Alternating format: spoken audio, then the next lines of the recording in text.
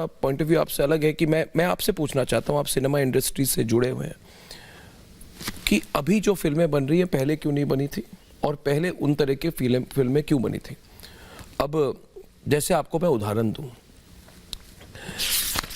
जैसे एक फेज था पंकज जी जो 1999 के तरफ से लेके करीब टिल 2013-14 तक चला है, जिसमें आपका होगा सत्या, कंपनी, अब तक 56, shoot out at Lokhandwala, once upon a time in Mumbai, shoot out at Wadala, D Day, जो सारी मूवीज थी टेररिज्म, गैंगस्टरिज्म, अंडरवर्ल्ड को ग्लैमराइज करने वाली मूवीज थी। और मैं कभी समझ नहीं पाया अब है वो सच्चाई हो सकती है, मगर एक तरह से उनको ग्लैमराइज किया। तो पहला सवाल इस पर आप अगर विस्तृत तौर से मुझे, you give me a detail reply on this. एक वो मूवीज है, दूसरी मूवीज रियलिटी से बिल्कुल हट चुकी थी। जो अनिल कपूर का हीरा था पूरी हट चुकी थी, 1942 टाइप की मूवीज बन रही थी। और उसके बाद अनुराग कश्यप वाली मूवीज आई, वो वाली मूवीज आई जिनमें मतलब you are showing the reality of crime and you are, उसमें भी हाइप का फैक्टर बहुत है, crime at every level, every door, gangs of Wasseypur type का क्राइम, शॉक वैल्यू, लैंग्वेज में शॉक, वायलेंस में शॉक, हर चीज में shock, shock value to shock an urban audience, वो भी चली। और अचानक अभी मुझे लग रहा है, और मुझे आपसे निकलना है, अब अचानक आप पृथ्वीराज चौहान पे मूवीज बन रही हैं, राम सेतु पे मूवीज बन रही हैं, एक तरह से जो कहा जाए सांस्कृतिक agenda, civilisational heritage of the country, Hindu agenda, इन पर मूवीज बन रही हैं। तो my question is why were those movies made then and why suddenly everybody is becoming different in their approach now. ये थोड़ा आपको व्हाट डू यू थिंक? मैंने मतलब अगर अंग्रेजी में इसको कहूँ, आप हिंदी में इसको ज्यादा एक्सप्रेस कर पाएंगे, क्या बॉलीवुड थोड़ी अपॉर्चुनिस्टिक है? मतलब does it blow with the wind, जहां हवा चल रही है उसी तरफ? थोड़ी नहीं है, बहुत अधिक है ना। और बॉलीवुड ही नहीं, व्यवसाय कहिए, सिनेमा आर्ट का बिजनेस है। और बिजनेस जो है और भी चीज़ों का हो सकता है, मीडिया का भी बिजनेस है, अन्य भी चीज़ों का बिजनेस है। तो इसमें मैं एक्सपर्ट नहीं हूँ सिनेमा का, कंटेंट का, फिर भी मैं ये ज़रूर कहूँगा कि एक चीज़ मुझे बहुत कौंधती थी कि यार ऑडियंस ये चाहती है। लोग बोलते थे कि आज ऑडियंस यही चाहती है, तो मैं सोचा था ऑडियंस कैसे चाहती है, ये प्रोड्यूसर्स को कैसे पता चलता है? मेकर्स को चिट्ठी भेजते हैं कि हमको आइटम सॉन्ग चाहिए, हमको एक्शन चाहिए, हमको गैंगस्टर ड्रामा चाहिए। इन्हें कैसे मालूम चलता है ये ऑडियंस क्या चाहती है? फिर लगा कि ऑडियंस ने एक फिल्म को हिट करा दिया तो वो एक पैरामीटर बन गया कि ये हिट हो गया, मतलब लोग ये चाहते हैं, तो वैसा 10 बना दो। तो एक गैंगस्टर ड्रामा चली होगी, रामगोपाल वर्मा साउथ से आते हैं, हैदराबाद से, और उनकी मुंबई न पृष्ठभूमि है न मुंबई के व्यक्ति थे, बट उन्होंने शुरू की सत्या और कौन ये। उसके बाद अनुराग कश्यप वहाँ लेखक थे। जब कंपनी जब अनुराग अपनी बनाने आते हैं तो गैंग्स ऑफ वासेपुर बनाते हैं, जो कि जहाँ से अनुराग आते हैं यूपी बिहार से, उस धरती की कहानी, वो मुंबई का गैंग वॉर नहीं है। तो मुझे लगता है कि सिनेमा में जैसे कोई एक हिट हो जाए ना, तो उसके बाद उसकी लाइन लग जाएगी उस टाइप की फिल्में बनने की। इस समय चूँकि सरकार जो है, जो बार बार जिसके अपने विचार में है कि सांस्कृतिक महत्व ज़्यादा होना चाहिए, हमें अपने रूट्स और जो ज़्यादा भारतीयता की बात करती है, और लोग भी करते हैं सोशल मीडिया पे, तो उन्हें मालूम है कि दोस्त ये आजकल चलन में है, तो अब इस पे बनाओ। अब इसमें उस बनाने वाले के इंटेंशन को समझना पड़ेगा कि उसका सच में अचानक उसके विचार बदले हैं कि व्यावसायिक पहलू को देख के उसके विचार बदले हैं। इसका मूल्यांकन करना बहुत मुश्किल है। हर कोई आता है प्रमोट करने, बातें करने, वो मैं गोल गोल इधर उधर का घुमा के कुछ बातें करके चला जाऊंगा। मैं जब ये फिल्म आई थी तो मैं 10 दिन सोचा कि यार ये फिल्म, इसलिए नहीं सोचा कि इस डर था कि मैं न्याय कर पाऊंगा क्या, मैं जस्टिस दे पाऊंगा क्या इस किरदार को, मैं मिमिक्री मुझसे होगी नहीं, मैं इमिटेट नहीं कर पाऊंगा, मैं कैरिकेचर नहीं बनाना चाहता हूं। और ऑडियंस इमिटेशन और मिमिक्री का अमाउंट खोजेगी एक्टिंग में, ये अटल जी की तरह कैसे कैसे कर रहे हैं। मैं पहली बार अपने एक्टिंग के टीचर के पास गया कि सर मुझे समझ नहीं आ रहा है मैं क्या करूं इस रोल में। तो अगेन यस, कौन है आपके एक्टिंग के टीचर? कई सारे हैं, बहुत लोग हैं। अनुराधा मैम दिल्ली में हैं, दिनेश खन्ना, प्रसन्ना सर के पास गया था इसके लिए, वो साउथ कर्नाटक में रहते हैं, और तो उनसे मैं मिला था कि क्या करूं, कैसे करूं। उसके पहले कभी फिक्शनल रोल में ज़रूरत नहीं पड़ती है, एक फिक्शनल रोल में इमेजिनेशन से काम हो जाता है। तो यस, नॉट ओनली बॉलीवुड, बाकी सब लोग, व्यवसायिक पक्ष बहुत अहम होता है। सिनेमा भी आर्ट ऑफ बिजनेस है, इसीलिए कोई अगर विनोद जी ने मुझे आज ये रोल दिया है, शायद आज से 10 साल पहले विनोद जी ये रोल मुझे नहीं देते, इतना ही टैलेंट होने के बावजूद, क्योंकि आज लोग मुझे देखना चाहते हैं। एक ग्रेट व्यक्ति की कहानी है, लेकिन उस कंटेम्प्ररी इस वक्त का एक ठीक ठाक चर्चित अभिनेता कर रहा है, ये एक बहुत बड़ा फैक्टर है। हमारी फिल्म OTT और डिजिटल पे जा चुकी है और रिकवर्ड है ऑलरेडी, तो उससे आप इग्नोर नहीं कर सकते व्यावसायिक पहलू से। और व्यावसायिक पहलू में व्यक्ति कोई भी मुखौटा ओढ़ के आ सकता है। बहुत अच्छा, अब अच्छी बात है कि आपने डायरेक्टली बात कही, मतलब कि कल अगर सरकार बदल जाएगी तो क्या बॉलीवुड की मूवीज भी बदल जाएगी? मैं बॉलीवुड सनातन हिंदू धर्म राम से नहीं, नहीं, ऐसा नहीं है, ऐसा नहीं है। मैं बॉलीवुड का पहला तो रिप्रेजेंटेटिव नहीं हूँ, स्पोक पर्सन नहीं हूँ कि मैं उनके बिहाफ पे, मैं अपनी सिर्फ राय दे रहा हूँ। मुझे नहीं पता, इनफैक्ट मुझे नहीं पता कि क्या होगा आने वाले समय में।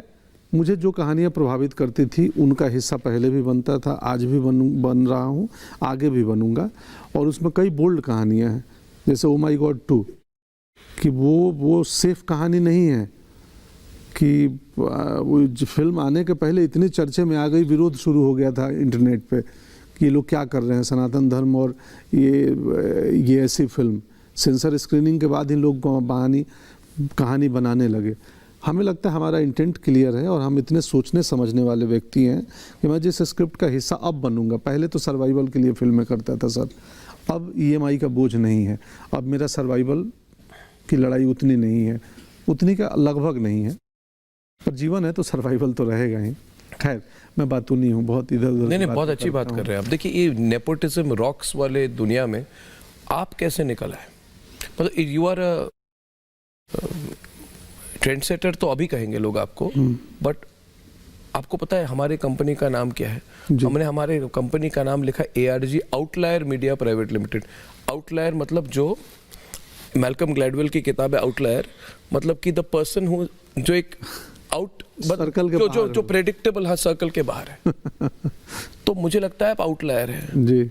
और नेपोटिज्म रॉक्स के दुनिया में आउटलायर बनना बहुत मुश्किल है। और मैं बहुत क्लियरली कह रहा हूं कि मैं आपके, मतलब आपकी इंडस्ट्री नहीं है, आप मुझे मत बताइए कि आप स्पोक्सपर्सन नहीं, आप कभी हो ही नहीं सकते जो अभी इंडस्ट्री है, मगर at the same time how is it possible to be succeed in a industry which is driven by nepotism at every level? At every level Pankaj ji, हाँ जी, हर लेवल पे, ये आपके बिजनेस हो, डिस्ट्रीब्यूशन हो, एक्टिंग हो, रोल्स हो, अभी ऐसे जहाँ पे एक डोमिनेंट कल्चर बन गया है कि हम ही हैं, हमारा ही रहेगा। अभी इंटरनेट आने से, OTT आने से और दुनिया भर के फिल्मों का एक्सेस होने से, इलाहाबाद का में बैठा बच्चा, पटना में बैठा लड़का या बुलंदशहर में और मेरठ में बैठा व्यक्ति भी फ्रेंच का और कोरियन सिनेमा देख सकता है। तो हमारी ऑडियंस इवॉल्व हुई है। कोई भी इज़म हो, नेपोटिज्म हो, अगर मौका मिल सकते हैं, अगर आप में प्रतिभा नहीं है तो आज आप नहीं चलिएगा, कोई भी हो, वो किसी और का बच्चा हो।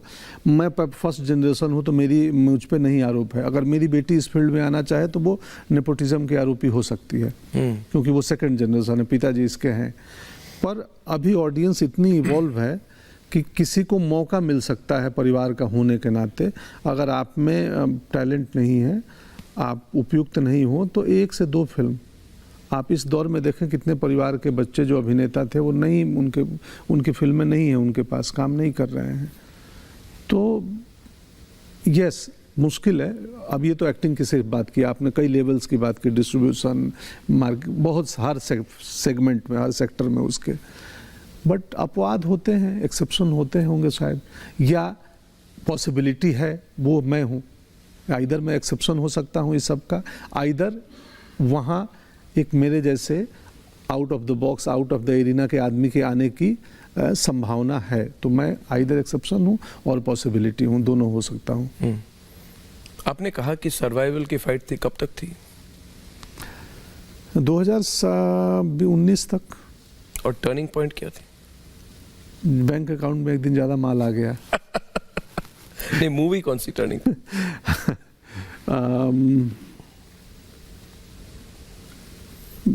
न्यूटन के बाद से होने लगा था, और मिर्ज़ापुर के बाद से ज़्यादा। मिर्ज़ापुर के बाद से ब्रांड्स आने लगे मेरे पास, बड़े बड़े होर्डिंग्स लग गए, और मुझे नहीं यकीन था कि कभी मैं ब्रांड एम्बेसडर बनूंगा किसी चीज़ का। तो मैं सोशली ब्रांड जुड़ता था, इलेक्शन कमीशन से जुड़ा हुआ था, खादी से जुड़ा हुआ था, बट ये व्यावसायिक ब्रांड्स आए तो उस 26-27 ब्रांड का ब्रांड एम्बेसडर हूँ। और सब अच्छे, मैं उनमें भी बहुत मूल्यांकन करता हूँ कि भाई ये मैं प्रयोग करूँगा क्या, हाँ मैं भी इस्तेमाल करूँगा। मुझे बहुत बड़ा ये भी बोलने में शर्म आती है, झिझक होती है। हमारी फिल्म इंडस्ट्री बहुत बड़े पीआर मशीनरी के साथ चलती है। मुझे पता है। हाँ, आप तो पता है, हम मुंबई हम दूर रहते हैं इनसे। हाँ, मैं आपको देखना चाहता था पास से। क्यों? क्या गलती की है? गलती नहीं की है मैं। आपकी इंडस्ट्री बहुत लाइक करती है। नहीं एक बहुत बड़े स्टार है, हाँ, अब पता नहीं, वो अपने कोई प्रोग्राम करता है, बिग बॉस टाइप के कुछ प्रोग्राम, तो उसमें उन्होंने जाके कहा था कि ज़्यादा बोलोगे तो चैनल ही बंद करवा देंगे। तो ऐसा लव अफेयर है हमारा आपके इंडस्ट्री के साथ। नहीं, दुनिया डेमोक्रेटिक है हमारे, मगर मुझे लगता है कोई किसी को बंद नहीं करा सकता। नहीं, कोई किसी को बंद और कुछ नहीं, लोकतांत्रिक दुनिया है। और हमें अपने अटल जी के व्यक्तित्व से मैंने नहीं सीखा कि जो मुझे नापसंद करे उसे भी मैं पसंद करूंगा। जी, डिसएग्रीमेंट का भी एग्रीमेंट होना चाहिए कि I am agree. But do you idolise Atal ji? क्या आप कभी पॉलिटिक्स में इन्वॉल्व थे? Student politics? मैं विद्यार्थी परिषद में था। आप एबीवीपी पे थे? एबीवीपी में था। और तो क्या आप आइडलाइज करते थे अटल जी को? हाँ। कब की बात है वो? 95-96। तो पीएम करने के पहले? हाँ, पीएम बनने के 93 से 95। 93 के 95 के दौर में तो अटल जी तो बिल्कुल प्रोमिनेंस में थे। हाँ, और सब लोग उनकी बातों को सुनते थे, आइडल थे। बहुत भीड़, मतलब गांधी मैदान की भीड़ में मैं 2 ही बार गया हूँ, 2 रैली। कभी मिले थे उन्हें? दूर से देखा हूँ, एक मंच पे भाषण दे रहे थे, मैं श्रोता दर्शक था, सुनने गया था। क्या अच्छा लगता था उनके बारे में आपको? उनके विचार, उनके वक्तव्य, उनके बोलने की शैली, वो समस्याओं को जिस तरीके से रखते थे कि राजनीति हो या सिनेमा, देखिए एक मुझे हमेशा लगता है ना कि उसमें वो बहुत बहुत बारीक और इंटरलिंक्ड है, परफॉर्मेंस इंक्लूडेड है। आपसे मिल के आज मैं बहुत बेबाक आदमी हूँ, नॉनसेंस भी हूँ थोड़ा, तो पत्रकारिता में भी परफॉर्मेंस की ज़रूरत है थोड़ी। हम अपनी कहानी को सिनेमा के थ्रू, हमारा अच्छी बात है कि हमारे में मैंने लिखा हुआ है कि ये एक्टिंग ही कर रहा है पहले से। बाकी चीज़ों में आप अपनी बात 2-1 लाख लोगों को कह रहे हैं, तो आप प्लान तो करके आएंगे ना कि कैसे मैं इस बात को रखूंगा। तो अगर बातचीत में प्लानिंग इन्वॉल्व हो गई तो परफॉर्मेंस हो गया। बातचीत में मुद्दे इन्वॉल्व हो गए, पॉइंटर्स इन्वॉल्व हो गए, इट मीन्स आप उसको रिक्रिएट करने वाले हैं। इसकी एक लेयर पहले हो चुकी है। तो सॉरी, मैं नहीं, आप बिल्कुल सही बात कह रहे हैं। तो क्योंकि मुझे लगता है कि देखिए, परफॉर्मेंस नहीं है, पहले बात तो ये कह दो, हम परफॉर्मेंस नहीं करते हैं। मगर आपने जो बात कही कि अगर मेरे पास कोई मैसेज है पंकज जी, अगर किसी चीज पे मैं विश्वास करता हूं तो उसको मैं कैसे कम्युनिकेट करूं, ये बहुत बड़ी बात है। जैसे उस दिन मैंने कहा, हमारे अंग्रेजी प्रोग्राम में कहा कि अगर कई लोग कांग्रेस पार्टी या दूसरे पार्टी के लोग कह रहे हैं कि मंदिर के प्राण प्रतिष्ठा में हम नहीं जाएंगे, तो मैं एक ही सवाल उनको पूछूंगा कि जब मस्जिद का उद्घाटन होगा क्या उसका भी बॉयकॉट करेंगे? उस बात को, किस चीज को आप केंद्र बिंदु बनाएंगे, किस चीज पर एम्फसाइज करेंगे, बहुत जरूरी है। हाँ, और उसको मैं परफॉर्मेंस नहीं कहता, मगर उस पे मैं उसको कहूंगा अपने कम्युनिकेशन टेक्निक। हाँ, तो मैं तो अटल जी के कम्युनिकेशन टेक्निक मैं एक्टिंग के छात्र होने के नाते बात किया। ये मैं बात मतलब ये दर्शक नहीं, एक्टिंग के स्टूडेंट के नाते किया कि हमें जब एक्टिंग की क्लासेस होती है ना, तो उसमें कुछ स्पीचेज दिखाते थे वो लोग, और जो रियल हैं। तो वो अचानक मुझे ना वो अटल जी के भाषण और क्या अच्छा लगता था, फिर मेरे दिमाग में ना बहुत लेयरिंग चलती है, तो मैं कहीं चला गया था अपनी एक्टिंग क्लास पे और वहाँ से आ गया ये संदर्भ। पर वो अटल जी में क्या अच्छा लगता था, उनकी बोलनी, जैसे अपने बात को, समस्याओं को, अपने विचार को जिस तरीके से रखते थे, रोचक बना के रखते थे, उनको सुनने में मज़ा आता था। सिर्फ विचार नहीं होते थे, विचार बहुत ही मनोरंजक तरीके से होते थे, टाइमिंग कमाल होती थी कि आप हंसेंगे भी। पॉजेज जो उनके होते व्यंग भी था, जबरदस्त सटायर। जो पॉजेज होंगे उस पॉजेज में वो खाली नहीं होगा, वो भरा होगा, सब टेक्स्ट होगा उसमें। कोई एक स्पीच, हाँ मुझे याद नहीं है इस वक्त कह पाना मुझे। तो हमने फिल्म में यही सब प्रयास किया है कि वो सब टेक्स्ट, वो थॉट, वो विचार, वो आत्मा, उनकी चेतना आ जाए, मिमिक और इमिटेशन कम आए, क्योंकि वो उसमें मैं खराब हूँ, वो मैं अच्छे से नहीं कर पाता हूँ। बहुत मुश्किल होता है। मगर जैसे अटल जी के कैरेक्टर में अगर आप देखें, आज भी मुझे लगता है जिस तरीके से हाथ हिलाते थे, बोलते थे, घुमा के बोलते थे, पॉज करते थे, अभी भी मुझे लगता है कि कई लीडर्स हैं, पॉलिटिकल लीडर्स इस देश में, जो उनके स्टाइल को फॉलो करने की कोशिश करते हैं। मुझे तो लगता है कि जिसको राजनीति में आना है, किसी भी पार्टी में आना हो, पहले अटल जी के 20-25 इंटरव्यू देख लो, उसके बाद राजनीति में आने की राय बनाओ। मुझे कहीं भी जाना हो, है ना, क्योंकि वो जो उनकी बातें, जो ग्रेस है ना, वो अद्भुत है। उनकी पॉलिटिकल फिलॉसफी, विचारधारा से आप सहमत हैं, उनसे अग्री करते हैं? आप खुद एबीवीपी के थे, तो जो अभी कहा जाता है कि मतलब हिंदुत्व एजेंडा, तो आप एबीवीपी पे थे, तो आपकी भी वही सोच होगी, उसमें कोई दो राय? क्योंकि मैं देखिए, मैं अपने क्वेश्चन को ठीक तरीके से रखूं। मैं दिलीप कुमार का बहुत बड़ा फैन हूं, मगर विश्वास नहीं हुआ मुझे जब मैंने एक वीडियो देखा कि इमरजेंसी के टाइम किस तरह से दिलीप कुमार साहब खड़े होके वहां पे संजय गांधी का सपोर्ट कर रहे थे, उनको वेलकम कर रहे थे और उनकी तारीफ कर रहे थे इमरजेंसी के टाइम पे। I have never been able to reconcile कि कोई व्यक्ति जिनके पास सब कुछ है, फॉलोइंग है, लोग हैं, पॉपुलैरिटी है, अब जिस तरह से देखिए, सिर्फ वही नहीं, कई सारे लोग जो उस समय संजय गांधी की जो यूथ कांग्रेस थी उसके लिए चैरिटी कॉन्सर्ट करते थे, सपोर्ट करते थे, तो मुझे लगता है कि इट इज टेरेबल, बहुत बुरी बात है।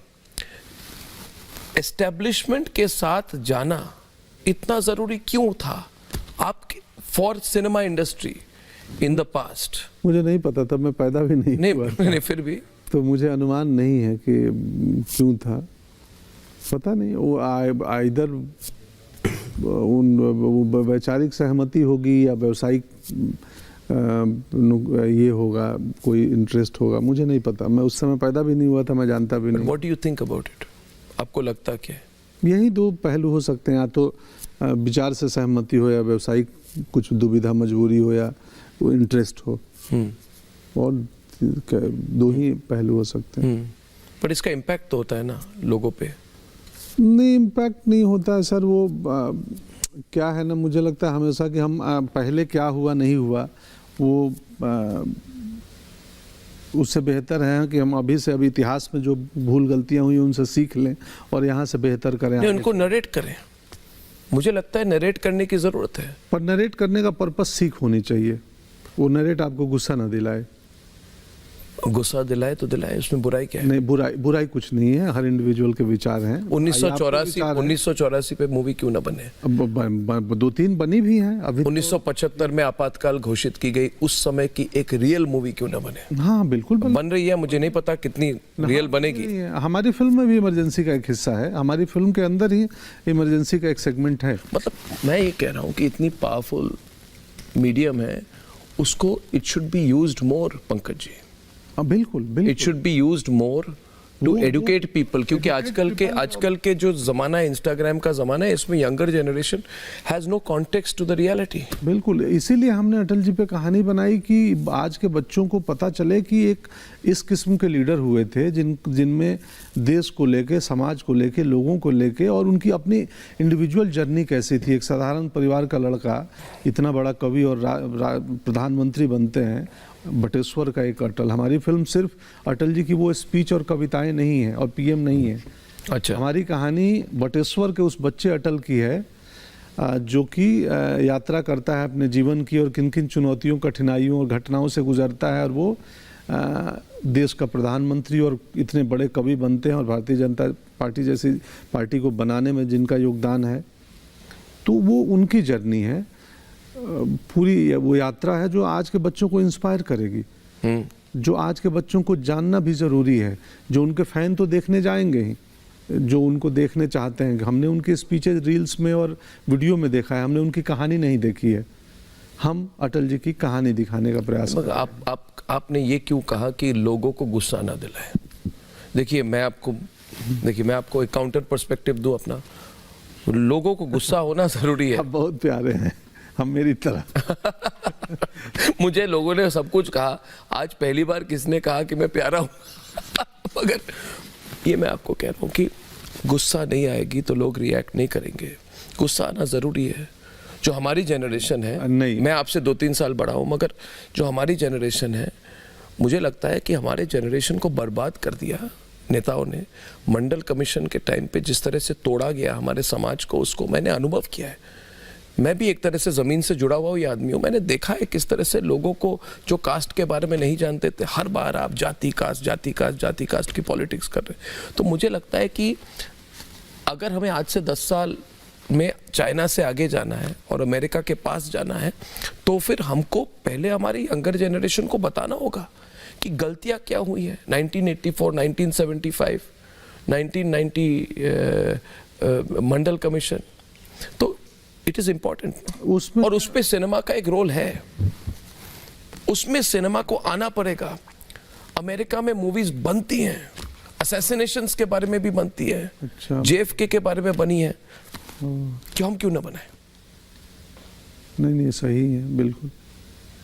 हम तो अमेरिकन फिल्में देखते ही नहीं है, मैंने एक भी नहीं देखी है। नहीं देखी है? कुछ मुझे पता नहीं है, हिंदी भी नहीं देखता हूँ मैं। अपना जो करता हूँ वही देखता हूँ। लोग पूछते हैं क्यों नहीं देखते, बोलते हैं हलवाई मिठाई भी बनाए खुद और खाए भी खुद, दूसरे खाए, मैं अपना भी नहीं देखता हूँ।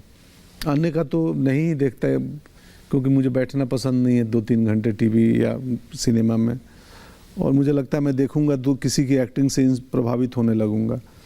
तो हालांकि मुझे देखना चाहिए, मैं अभी बहुत कोस रहा हूँ। अगर आप हिस्ट्री के हर एपिसोड पे मूवी बने तो मुझे लगता है ऑडियंस है। हाँ, और उस पे रोमांटिक तरीके से नहीं, मतलब रियल तरीके सर। सिनेमा में एक और थ्रेड है ना कि लोग प्राइमरली फिल्म को एंटरटेन होने के पर्पज से आते हैं। अब उस एंटरटेनमेंट के कोटिंग में हिस्ट्री, फैक्ट या आप कुछ चीज़ उनको ज्ञान, समझ, विजन बता दो, क्योंकि प्राइमरली भारत में ऑडियंस मनोरंजन के लिए नहीं, मगर ऑडियंस इवॉल्व नहीं हुई है। मुझे लगता है इवॉल्व हुई है, लेकिन इवॉल्व ऑडियंस का भी टारगेट मनोरंजन ही होता है। उसको पता है कि मनोरंजन सिर्फ यही नहीं था जो ये लोग दे रहे थे। स्पेनिश वाले अलग देते हैं, वर्ल्ड सिनेमा में अलग मनोरंजन मिल रहा है, लेकिन उसका भी प्राइमरी कंसर्न किसी को ज्ञान पाना, जीवन बदलना और ये वैचारिक चीज़ें लेना के लिए सिनेमा नहीं देखता है। ये सब चीज़ें उस मनोरंजन के कोटिंग में हो तो शायद पहुंच जाए। जरूरी नहीं है। यस, बिल्कुल मैं आपसे अटल वाले मूवी में तो कोई मनोरंजन नहीं है, इट्स हिस्टोरिकल रियलिटी। बिल्कुल, हाँ, इसमें मनोरंजन नहीं है, लेकिन इसमें भी बहुत लड़ाई हुई है कि हम कैसे उनकी यात्रा बहुत बड़ी है। 2 घंटे के फिल्म में कैसे उस जर्नी को पिरोएं कि वो एक स्टोरी लगे। लाइफ में इंटरवल नहीं होता है। लाइफ उधम सिंह पे एक मूवी बनी जी, मैंने जो देखी, विक्की वाली, और उसमें करीब 40 मिनट तक जलियांवाला बाग के मैसेकर को दिखाया गया और इतने डिटेल में दिखाया गया। कोई अगर कहे कि इस पूरे मूवी में तो आधे समय उसी मतलब नरसंहार को दिखाया गया, क्यों दिखाया गया? और मैंने इसके बारे में सोचा और मुझे लगा कि अच्छा किया दिखाया, क्योंकि जब तक आप किसी चीज़ को डिटेल में नहीं दिखाएंगे तो ये सबकॉन्शियस में घुसेगी नहीं और तब तक लोग अवेयर नहीं होंगे।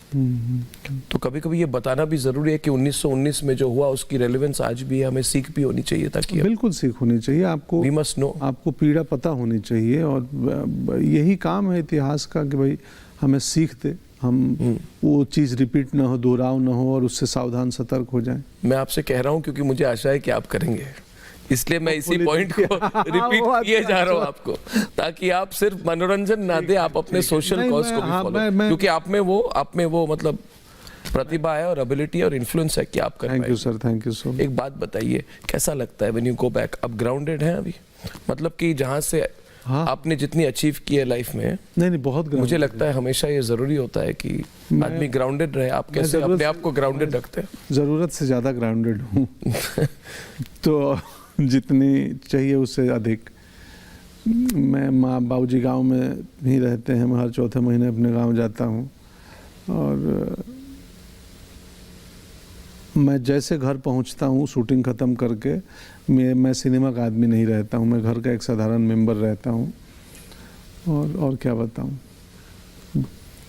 मेरी ग्राउंडेड की अब मार्केटिंग भी होने लगी है आजकल। मतलब? सहज होना, सरल होना भी बहुत, ऑर्डिनरी होना एक्स्ट्रा ऑर्डिनरी हो गया है। अब मैं कई बार मुझे ही शक होता है कि मैं क्या ग्राउंडेड हूँ या कि ग्राउंडेड होने की एक्टिंग कर रहा हूँ, क्योंकि मार्केटिंग बहुत बड़ी हो चुकी है इसकी। हर आदमी बोलता है विनम्र है। एक पिछले दिनों इंटरव्यू कर रही मैं, किसी ने पूछ दिया कि आप भाई आप विनम्र हैं, आपके हम्बल होने का कोई फ़ायदा उठाया याद हो? तो मैंने जवाब दिया कि भाई किसी ने मेरी विनम्रता का फ़ायदा उठाया और मुझे याद हो फिर काहे की विनम्रता। सही बात। इसके रील्स बन गए, पॉपुलर हो गया। तो मुझे कई बार मैं अपने आप को एक्टिंग के थ्रू एक्सप्लोर करने में लगा हूँ कि मैं सच में इतना हम्बल हूँ, मैं जजमेंटल हूँ या नहीं हूँ। जैसे मैं बोला आपसे मिलना चाहता था, यानी मेरे मन, मैं उसी बीच में सोचा कि मेरे मन में इनको लेके कुछ जजमेंटल था क्या? मैं था मिलना क्या? था क्या? मैंने सोचा, मैं पूछ रहा हूँ, कुछ था? नहीं था। मैंने सोचा कि ऐसा क्यों आया मेरे मन में ये थॉट। तो अभिनय एक्टिंग जो है, और मेरी बातों में सर मैं थोड़ा एक्टिंग का छात्र हूँ, एक्टिंग पे बहुत सोचता हूँ, तो कई रैंडम थॉट्स आते हैं तो मैं कहीं और की बात किसी और बात में करने लगता हूँ। ये मेरी समस्या है। क्या बोल रहा था अभी? नहीं, वही कह रहे थे। अब मैंने ग्राउंडेड की बात कही ना। हाँ, तो मेरे को भी मालूम नहीं, मुझे लगता है मैं हूँ, और लोगों को लगता है कि मैं बहुत ज़्यादा हूँ, और ये सुन के मुझे लगता है मुझे और ज़्यादा होना चाहिए। तो फिर लगता है कि क्या मैं एक्टिंग कर रहा हूँ? आपको भी लगता है कि आप मूवी इंडस्ट्री में आपको इस तरह से रहना चाहिए, ऐसी गाड़ी में जाना चाहिए, इसे 100-200 लोगों को साथ में ले जाके, मतलब जो एक होता है ना, एक क्या बोलते हैं उसको, अंग्रेजी में कहते हैं पैराफर्नालिया। हाँ, मतलब जी। एक पूरी मुझे पसंद नहीं है। मुझे मैं अननोन होके चलना चाहता हूँ। मैं मास्क लगाता हूँ, और इसलिए नहीं कि मुझे कॉमन लोगों के बीच जाना है, एक्टर हूँ तो एक्सपीरियंस करना है। मैं उसमें सहज पाता हूँ अपने आप को कि मैं चुपके से पब्लिक ट्रांसपोर्ट में बैठ के और बिना कोई ना पहचाने मैं 10 दिन बॉम्बे में अभी मेट्रो से गया शूटिंग करने। मैं जब भी गांव जाता हूं, मेरे डीएमएसपी बोलते हैं जिले के, आप प्लीज़ बता दो, ऐसे मत आया करो, हम स्कॉट लगा देंगे, ये कर देंगे। मुझे पसंद नहीं है मेरे आगे स्कॉट की गाड़ी चले। मैं बस में मास्क और टोपी लगा के लोगों के साथ बैठ के हैप्पीली घर चला जाऊँगा, और कोई ना जाने, मैं ऐसे ही घर जाता हूँ और आता हूँ। बहुत बढ़िया। तो मुझे वो पसंद नहीं है। बहुत बढ़िया। और ये भी अच्छा लगा आपने जो कहा, घर जाता हूँ तो बिल्कुल, मतलब दैट आल्सो कीप्स यू। माँ से मिलने गया हूँ मैं, थोड़ी अपनी पॉपुलैरिटी और क्षमता दिखाने आया हूँ कि देख स्कॉट की गाड़ी आई है, गांव वाले मेरे परेशान हो जाएं, या मैं बड़ी बड़ी गाड़ी लेके जाऊँ। मैं जो सबसे सस्ती मीटर पे मिलती है टैक्सी, उसी में बैठ के जाता हूँ गोरखपुर से। तो मैं अंत में ये कहूँगा कि मेरे को भी बहुत इच्छा थी आपसे मिलने की, क्योंकि पंकज जी देखिए, एक तरह से लाइफ जर्नी सिमिलर है।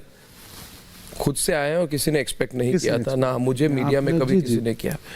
दूसरी बात, और मुझे लगता है कि मैं हमेशा मानता था कि जिस दिन आपसे मिलूंगा, there will be no difference between what you are on air and what you are off air. ये मुझे, I always knew of it, but today I am sure about it. मतलब आज जो मुझे डाउट नहीं है मेरे मन में, जैसे आप आते हैं, इसीलिए शायद आप सक्सेसफुल है, क्योंकि आप किसी भी रोल में जब आप आते, when you enter into any role, you don't change your personality, you are what you are. तो बहुत अच्छा लगा। I think you have a long journey ahead. हाँ, thank you sir. And I'm really proud of you. और आपने जो किया है सिनेमा इंडस्ट्री के लिए नहीं, आपने समाज के लिए किया है, because you have influenced our society and you influenced whole kind of movie making and cinema making हमारे देश में। तो nice to meet you, Pankaj. Thank you sir, thank you, बहुत अच्छा लगा। नमस्कार, थैंक यू, थैंक यू।